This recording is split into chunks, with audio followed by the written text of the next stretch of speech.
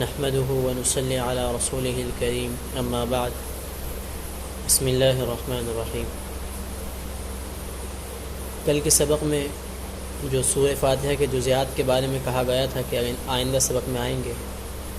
چونکہ ان میں اکثر باتیں وہی ہیں جو پہلے آ چکی ہیں، اس لیے ان کو چھوڑ کر اب ہم سورہ بقرہ پڑھیں گے۔ سورۃ البقرہ یہ مدنی سورت ہے اور اس میں 228 آیتیں اور 6221 کلمات اور 25500 حروف ہیں۔ یہ قرآن کریم کی سب سے بڑی آیت ہے اور مدینہ طیبہ میں سب سے پہلے اس کی آیتوں کا نازل ہونا شروع ہوا تھا اور مختلف زمانوں میں اس کی آیتیں نازل ہوئیں، یہاں تک کہ ایک اس کی آیت نبی کریم صلی اللہ علیہ وسلم کی آخری عمر میں فتح مکہ کے بعد نازل ہوئی، اور قرآن کی سب سے آخر میں نازل ہونے والی آیت بھی سورہ بقرہ کی ہی ہے۔ وہ آیت ہے وَاتَّقُوا يَوْمَ تُرْجَعُونَ فِيهِ إِلَى اللَّهِ، تو یعنی یہ قرآن کی سب سے لاسٹ آیت ہے، اور یہ آیت 10 ہجری اور 10 ذی الحجہ میں منی کے مقام پر نازل ہوئی تھی، جبکہ اللہ کے نبی حج کے فرائض ادا فرما رہے تھے، اور اس آیت کے نازل ہونے کے 80 یا 90 دن بعد سرکار دو عالم صلی اللہ علیہ وسلم کی وفات ہوئی، اور اللہ تعالیٰ کی طرف سے وحی کا سلسلہ ہمیشہ کے لیے ختم ہو گیا۔ یہ سورت قرآن کی سب سے بڑی سورت ہے اور شریعت کے بہت سے احکام اس سورت میں ہیں۔ رسول صلی اللہ علیہ وسلم نے فرمایا کہ سورہ بقرہ کو پڑھا کرو، کیونکہ اس کا پڑھنا برکت ہے اور اس کا چھوڑنا حسرت اور بد نصیبی ہے، اور اہل باطل اس پر قابو نہیں پا سکتے۔ تو امام قرطبی رحمۃ اللہ علیہ حضرت معاویہ رضی اللہ عنہ سے نقل کرتے ہیں کہ یہاں پر اہل باطل سے مراد جادوگر لوگ ہیں۔ مطلب یہ ہے کہ اس سورت کے پڑھنے والے پر جادو کا اثر نہیں ہوگا، کسی کا جادو اس پر نہیں چلے گا، اور نبی کریم صلی اللہ علیہ وسلم نے فرمایا کہ جس گھر میں سورہ بقرہ پڑھی جائے شیطان وہاں سے بھاگ جاتا ہے، اور نبی کریم صلی اللہ علیہ وسلم نے فرمایا کہ سورہ بقرہ سنام القرآن اور ذروۃ القرآن ہے، یعنی قرآن کریم کا سب سے اعلیٰ اور افضل حصہ ہے، اور اس کی ہر آیت کے نازل ہونے کے وقت اس آیت کے ساتھ 80 فرشتے نازل ہوا کرتے تھے۔ اور حضرت ابو ہریرہ رضی اللہ عنہ کی ایک حدیث میں ہے کہ اس صورت میں ایک آیت ایسی ہے جو پورے قرآن میں اشرف اور افضل ہے، اور وہ آیت الکرسی ہے۔ اور ایک حدیث میں حضرت عبداللہ بن مسعود رضی اللہ عنہ فرماتے ہیں کہ سورہ بقرہ کی 10 آیتیں ایسی ہیں کہ اگر کوئی شخص ان کو رات میں پڑھ لے تو اس رات کوئی جن شیطان گھر میں داخل نہیں ہوگا، اور اس کو اور اس کے گھر والوں کو اس رات میں کوئی آفت، بیماری، رنج و غم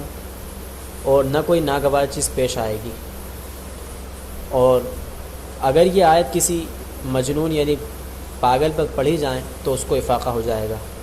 اور وہ 10 آیتیں یہ ہیں، پہلی 4 سورہ بقرہ کی پہلی 4 آیتیں یعنی الف لام میم سے ہم المفلحون تک، اور اس کے بعد اس کے بعد آیت الکرسی، اور آیت الکرسی کے بعد کی 2 آیتیں، یہ 7 ہوئیں، اور اس کے بعد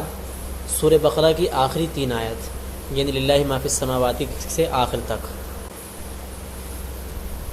اور مضامین اور مسائل کے اعتبار سے بھی یہ صورت ایک خاص مقام رکھتی ہے۔ ابن العربی رحمۃ اللہ علیہ فرماتے ہیں کہ میں نے اپنے بزرگوں سے سنا ہے کہ سورہ بقرہ میں 1000 امر یعنی 1000 اللہ کے حکم ہیں، اور 1000 نہیں یعنی 1000 مرتبہ اللہ تعالیٰ نے لوگوں کو روکا ہے، کسی بھی چیز سے روکا ہے، اور 1000 حکمتیں اس صورت میں ہیں، اور 1000 خبر ہیں، اور قصے ہیں یعنی قصے ہیں 1000۔ اور یہی وجہ ہے کہ حضرت عمر فاروق رضی اللہ عنہ نے سورہ بقرہ کی تفسیر کے ساتھ اس کو پڑھا اور اس کی تعلیم 12 سال میں مکمل فرمائی، یعنی سورہ بقرہ کو سیکھنے میں 12 سال لگائے، اور حضرت عبداللہ بن عمر رضی اللہ عنہ نے یہ صورت 8 سال میں پڑھی۔ سورۃ الفاتحہ کے اندر 3 حصے ہیں۔ پہلا حصہ جس کے اندر اللہ تعالیٰ کے رب ہونے اور پروردگار ہونے کا بیان ہے، اور اس کے دوسرا حصہ جس کے اندر اللہ تعالیٰ کے معبود ہونے کا بیان ہے اور اللہ کے علاوہ کسی کے عبادت کے لائق نہ ہونے کا بیان ہے، اور تیسرا حصہ جو ہے اس کے اندر ہدایت کی دعا ہے اور سیدھے راستے کی ہدایت کی دعا ہے۔ اور حقیقت میں پورا قرآن یعنی سورہ فاتحہ کا جواب ہے کہ جو شخص سیدھا راستہ تلاش کرنا چاہے، جو شخص سیدھے راستے کی طلب کرے، سیدھا راستہ اللہ سے مانگے، تو وہ راستہ اس کو قرآن میں ملے گا۔ اور اسی لیے سورہ فاتحہ کے بعد پہلی سورت سورہ بقرہ رکھی گئی، اور اس کو ذالک الکتاب سے شروع کر کے اس بات کی طرف اشارہ کر دیا کہ جس صراط مستقیم کو اور سیدھے راستے کو تم ڈھونڈ رہے ہو وہ یہ کتاب ہے۔ اور اس کے بعد پھر اس صورت میں ایمان کے بنیادی اصول یعنی توحید، اللہ کا ایک ہونا، رسالت، اللہ کے نبیوں کا سچا ہونا، آخرت یعنی قیامت کے بارے میں جو اجمالی یعنی مفصل بیان ہے، اور اس صورت میں زندگی کے ہر حصے کی، ہر شعبے کی یعنی عبادات، معاملات، معاشرت، اخلاق، اصلاح ظاہری باطنی، ان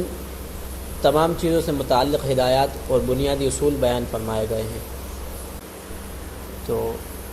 ترجمہ شروع کرتے ہیں۔ تو ہم سورہ بقرہ کی 5 آیت کا ترجمہ پڑھیں گے۔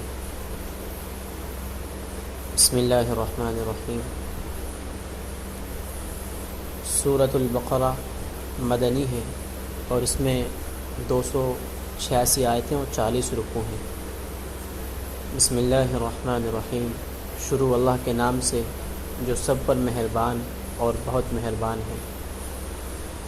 الف لام میم ذالک الکتاب لا ریب فیہ ھدی للمتقین۔ یہ کتاب ایسی ہے کہ اس میں کوئی شک نہیں، یہ ہدایت ہے ان ڈر رکھنے والوں کے لیے۔ الذین یؤمنون بالغیب ویقیمون الصلاة ومما رزقناہم ينفقون، کہ جو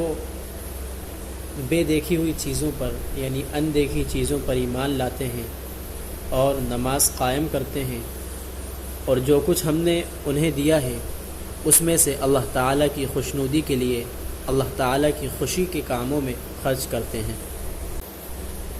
والذین یؤمنون بما انزل الیک وما انزل من قبلک وبالآخرۃ هم یوقنون،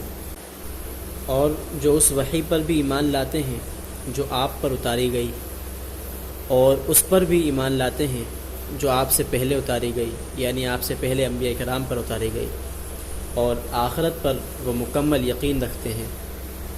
اولئک علی ھدی من ربہم واولئک ھم المفلحون،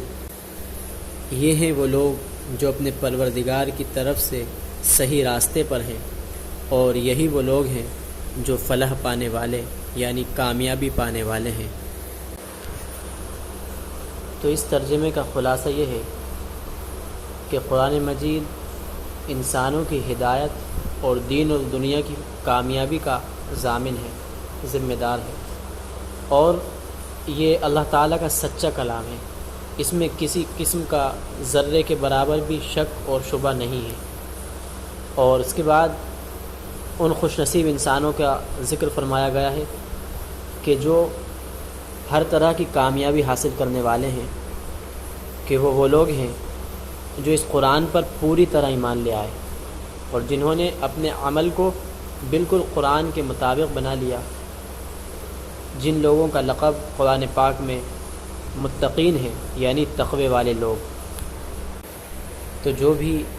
قرآن کے اوپر عمل کرے گا اور تقوی اختیار کرے گا تو وہ دنیا اور آخرت دونوں جہان میں کامیابی حاصل کرے گا انشاءاللہ۔ اب ہم سورہ بقرہ کی ان آیات کی تفسیر ایک ایک کر پڑھیں گے انشاءاللہ۔ آج کا سبق یہیں تک۔ اللہ تعالی ہمیں قرآن کے مطابق اپنی زندگی کو بنانے کی اور قرآن کے مطابق عمل کرنے کی توفیق عطا فرمائے، اور قرآن کے مطابق دی ہوئی بشارت والے لوگوں میں یعنی ان متقین میں ہم سب کو شامل فرمائے۔